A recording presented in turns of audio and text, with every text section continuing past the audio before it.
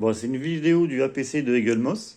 Comme j'ai pas vu de vidéo sur YouTube, du coup, je me suis dit je vais en faire une pour montrer un peu à quoi ça ressemble. Donc, à la base, c'est une édition limitée de 3000 exemplaires. Sauf que, normalement, c'est noté sur le papier.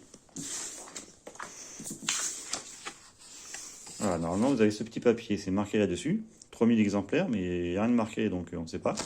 J'ai d'autres modèles de chez Eaglemoss où c'est indiqué. Donc, pour celui-là, on ne dira rien.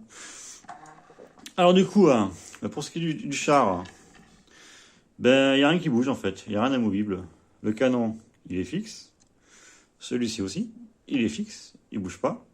Quand on roule, elle bouge pas non plus. C'est fixe. Donc la base, c'est du fer. À l'arrière aussi. Bon, les roues, c'est plastoc.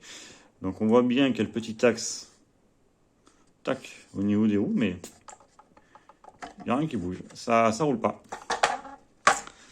Ça reste fixe. Je pourrais pas vous montrer parce que ça fait un peu sombre au niveau de la caméra, mais donc lui bouge pas,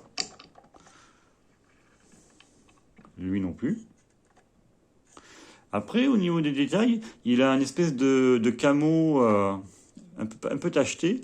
Donc dans le film, je pense pas que il soit. Ça me parle pas en tout cas.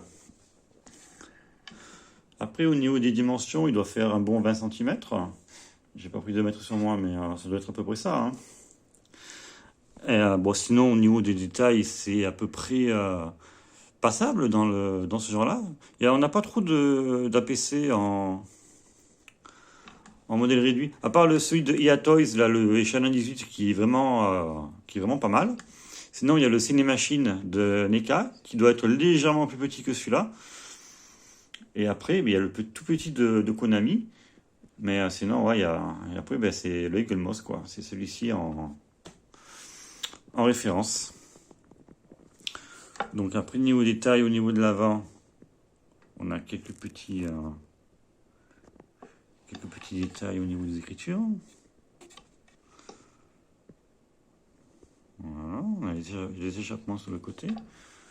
Mais ouais, gros point négatif, c'est que bon, rien n'est amovible, quoi. On peut rien bouger. C'est fixe. Après, j'en ai pas trop de chez Eaglemoss. Hein. J'ai aussi le Derelict, donc lui, il n'y a rien qui bouge forcément. Après, j'ai quelques vaisseaux de Battlestar Galactica, mais pareil, tout est vraiment fixe, quoi. Vous achetez ce que vous voyez, en gros. Voilà. Donc j'ai pris ce modèle-là parce qu'il était en promo avec l'achat de 2 autres modèles.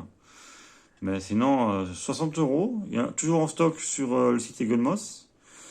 Mais à voir. À voir. Voilà.